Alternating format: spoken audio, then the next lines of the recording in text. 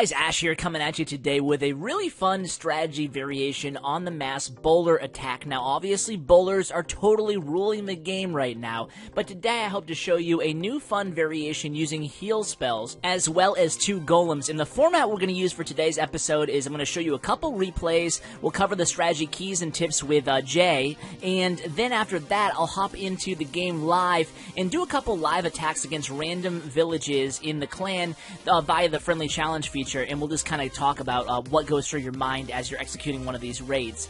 So the first thing you really want to note here is 2 golems, 10 wizards. Now that is not by accident. 2 golems, 10 wizards, 1 jump spell will not be enough to trigger the Eagle Artillery. As soon as you drop 1 hero after that, the Eagle Artillery will be triggered. So you're using a jump spell, you're using 5 wall breakers, you're using 10 wizards, you're using 2 golems to establish the funnel. Now once you establish the funnel, you do want to note that you only have 1 jump spell in this army composition. So you have 2 heal spells, 2 rage spells, 1 jump spell. So you have to use that 1 jump spell very, very wisely. You need to make sure you funnel your bowlers into the core of the base, into an area of the base where they'll be able to take out both of the Inferno Towers as well as the Eagle Artillery. Now that doesn't necessarily mean you have to open up that many compartments, they just have to be in range of that many of those key defensive structures in order to have a chance at pulling off a 3-star. Now I also should note that really with any bowler strategy you have an excellent shot at pulling off a 3-star attack. However, they're so unpredictable in terms of AI, they're kind of a spammy type attack. So because of that, it has an upside and a downside. The upside is you don't have to plan that long. If you were going to sketch one of these attacks out, besides your entry point and your spell, timing, and hero abilities, there'd be not much else to sketch, right? Because you're essentially, once your troops get into the core and once you've used all your hero abilities and your spells, it's kind of a crapshoot whether you're going to get an 80% or 100%. But the good thing about the strategy is you're never going to get less than, say, 60%, even on a bad attack. I mean, as long as you set up that funnel, you're going to get a really high percentage 2-star attack. So let's go over the strategy again on another 3-star by Jay. So again, it's going to be the same deal here. 2 golems, you spread them out in order to obviously occupy the attention of multiple defenses, give your wizards plenty of time to clear out all those distracting units. Now obviously, unlike a Valkyrie attack, bowlers will actually target units on the inside of walls, so you have to make sure your funnel is extra wide or you'll lose bowlers around the perimeter of the base, so that's very, very important. Now let's talk about the spells, right? So once you get your troops into the center of the base, you have 2 heal spells, you have 2 rage spells, you have the jump. So obviously you're going to start out with the jump spell, you can drop that even before you drop any troops in the raid, and then what you can do is get the wall breakers down, bust a hole through, and then immediately, or at least as soon as your bowlers engage that first Inferno Tower, you immediately want to pop your Grand Warden ability and drop a rage. It's very important that you get that rage spell down very, very quickly as soon as they start engaging that first Inferno Tower, and right when that Inferno Tower is about to die, then you drop your first heal spell. Obviously you can't heal through the Inferno Tower, but there's two exceptions to that. I guess not exceptions, but the Inferno Tower, obviously the multi only has 5 beams, you have like 20 plus bowlers, so obviously the bowlers that aren't being targeted by the Inferno Tower are indeed going to be healed. That's why the heal spell actually works in these types of raids.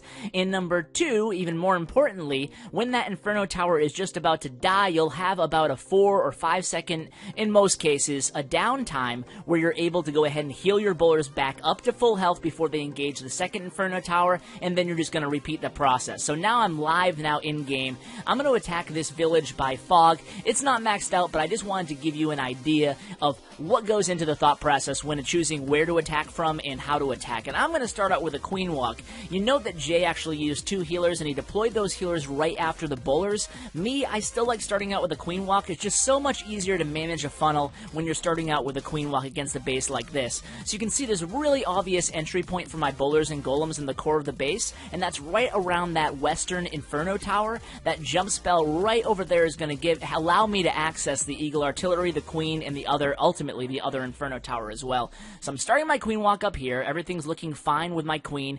This is a very fast-moving raid, obviously, so you can take your time with Queen Walks. Oh, and I should mention that I'm actually bringing 3 rage and only 1 heal on this attack because I anticipate having to use a rage spell on the Queen Walk portion of the attack, and here it is right now. So the Queen has done her job. I'm going to go ahead and drop my 1 golem now, and about 7 or 8 of my wizards are behind him. Then I'm going to get the wall breakers down. I'm going to get this my hero arrows down, so Barbarian King and Grand Warden, and then I'm just going to one-finger drop the bowlers. I missed that jump spell. I should have dropped it a little bit earlier. I didn't miss the location, the placement of it, but I should drop the jump spell around the same time that you drop the golem.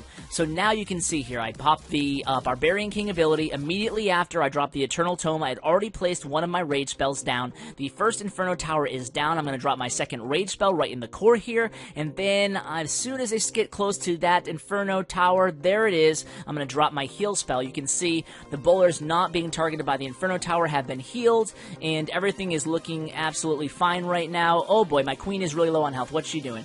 Okay, she's fine. She's fine. I'm going to drop a skeleton spell over here on this just to help her out on that archer tower, but she will be healed up to full health there.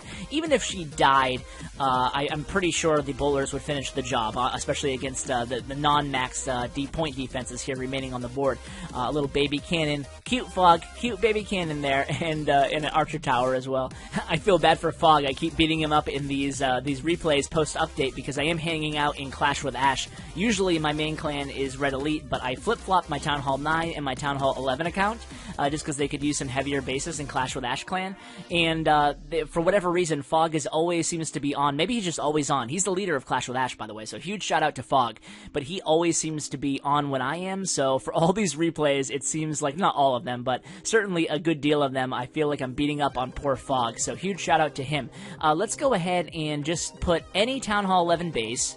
That way, hopefully I'll get a base I've never seen before, and you can see I'm not even going to scout it, and I'm going to put one up myself here, a friendly challenge. You can see a lot of friendly challenges here in Clash with Ash. So, okay, it looks like Fog put up a new base. Is it a fresh one? Yes, it is. Okay, so this is good, because I haven't shown you a trophy base yet in this episode. So we'll go ahead and start my queen walk from around 6 o'clock or so from the south, because it's pretty defensively light there. I am a little bit worried about those two expos in the south, but even if my queen dies, I will go ahead and use a rage spell and her ability. She should be able to take out that eagle artillery, I hope at least, from the south. So let's go ahead and start the queen walk.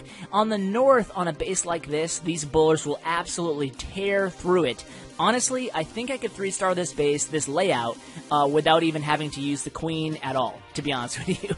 So, just because you're going to see, hopefully at least, you're going to see how fast the bowlers tear up the northern part of this base.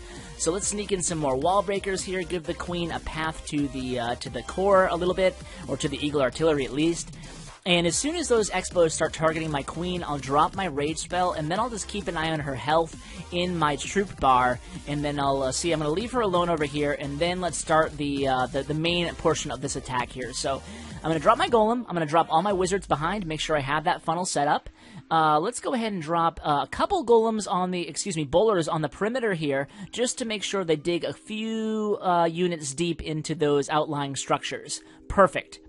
So my queen right now is getting low on health. I'm going to pop her ability, and then you can see the main thing is going to remain the same, the tactic here from here on out, right? So I have the two rage spells used on the bowlers in the core. I have the heal spell. I'm going to immediately start healing up the bowlers. My queen has gone down as anticipated, and in fact, she did not take out the eagle artillery as I had hoped. That was a really dumb place to start my queen walk, to be honest with you there. Let's go ahead and drop a skeleton spell on this eagle artillery. Why not? Just help out a little bit there, and they will take that down. And you can see, I don't think I've lost any bowlers here. I mean, maybe not all 20 of them are remain standing, but certainly close to that number. Ton of bowlers, and just plenty of units left to clean up here. So guys, there's so many fun strategies out there with bowlers right now. I mean, they're so dominant. It's weird, right? Because I love having bowlers as strong as they are, but I also like really getting deep and, really dissecting a base and planning out every portion of the attack like you do like a Go La Loon attack, right? So you're just not able to do that with bowlers, so it's kind of bittersweet. I love the fact that the bowlers are viable and useful in the game on a mass scale. There's no doubt about that. But at the same time, because the bowlers are so dominant,